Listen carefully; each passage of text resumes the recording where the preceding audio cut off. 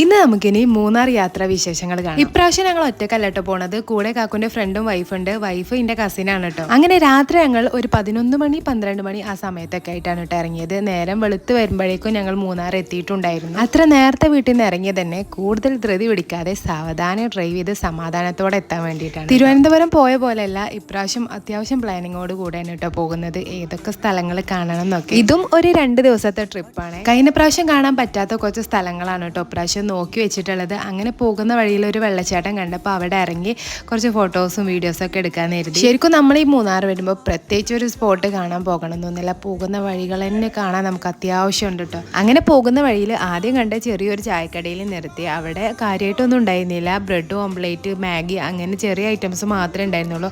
കടകളൊക്കെ ഇങ്ങനെ തുറന്ന് വരുന്നുണ്ടായിരുന്നുള്ളൂ കേട്ടോ. അങ്ങനെ തൽക്കാലം അത് കഴിച്ചു. ചായ കുടിച്ചൊന്ന് ഫ്രഷ് ആയി ഇനി നേരെ പോകുന്നത് ഇരവികുളം നാഷണൽ പാർക്കിലേക്കാണ്. അപ്പോൾ ഇവിടുത്തെ വിശേഷങ്ങൾ അടുത്ത വീഡിയോയിൽ കാണാം.